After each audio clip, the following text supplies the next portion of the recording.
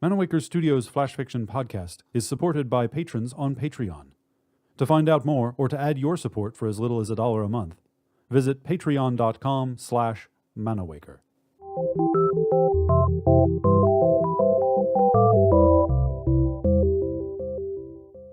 Welcome to Manawaker Studios Flash Fiction Podcast. I'm C.B. Drogi. This week, Mirror, Mirror on the Wall by Buzz Dixon. "Break me, and you will have 7 years bad luck," said the magic mirror on the wall. Snow White paused.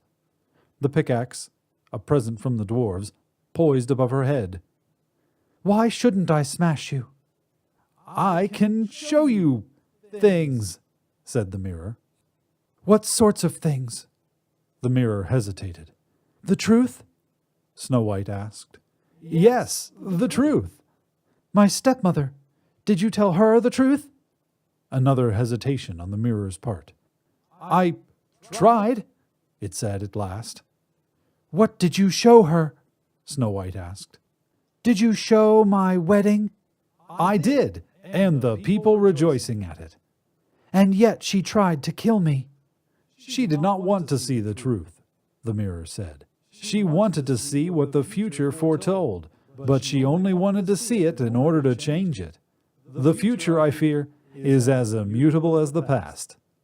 "Then why should I want to know it?" "Many of those who possessed me asked themselves the same question. They only sought answers in the here and now. Could they trust their allies, their friends, their families, their spouses? What weakness of their rivals could they exploit? What traps needed to be avoided?" "Did it help them?" "Yes." "Make them better people?" "Ah, now that's an entirely different question."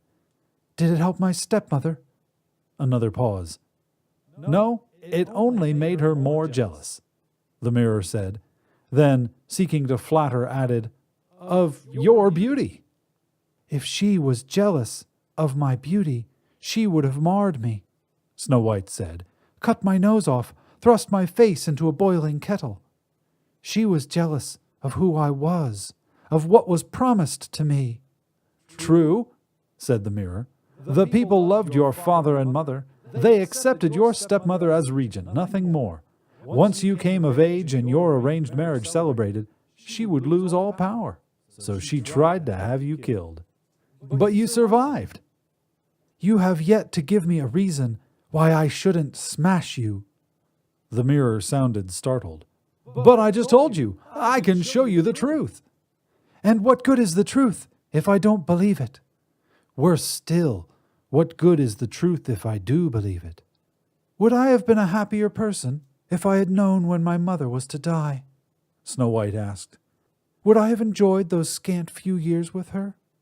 Or would I have been living in dread of the day she would depart? And how happy could I be if I only see the evil in everyone, the lies, the betrayals, the doubts? I knew my stepmother well enough to see she was a dreadfully insecure woman. I needed no magic mirror for that. If you have to know, you can never trust. I welcomed her when she wed my father and eased the sorrow in his heart.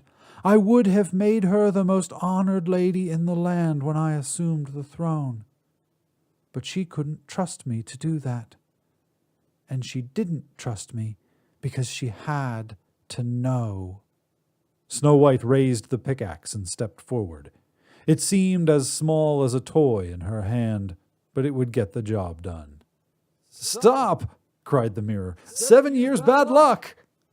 "I lost my mother at age 4, my father at age 12. I was driven from my own home and my rightful position to be left to die in the wilderness a month before my wedding. I survived only because the most despised people in my kingdom took me in, and I am here only because my intended could not abide the thought of my body laying out in the woods and came to find me to see I got a proper burial. I am not frightened by bad luck." "But the future!" Look into your own future. What do you see?" The mirror shrieked, "No!" And Snow White smashed it dead center with the pickaxe, shattering it into a spider web of tiny shards that cascaded to the cold stone floor. "Are you all right?" her prince asked, stepping into the small tower cell. "Were you talking to someone?" "Nobody at all," said Snow White. "Our wedding guests must wonder where we are." Snow White kissed her prince, now her king, and she his queen. "Let's not scandalize them further." The prince looked down at the shattered mirror. "That's 7 years bad luck." "I'll risk it," said Snow White. This has been Mirror, Mirror on the Wall, written by Buzz Dixon. For more information about Manawaker Studios' other projects, including books and games, visit manawaker.com, which is also where you should go to learn more about the authors featured on this podcast or to get details about submitting a story. The Flash Fiction Podcast theme song is by Kevin MacLeod. Manawaker Studios' Director of Dice is Ben Baston. I'm CB Droege. You can follow me on Twitter and Facebook at CBDROEGE. Thanks for listening.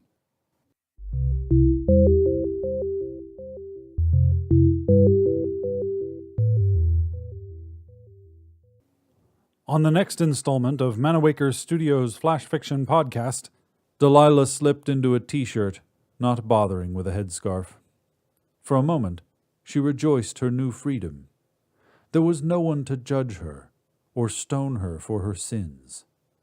She tucked her father's shaving blade in her jeans back pocket.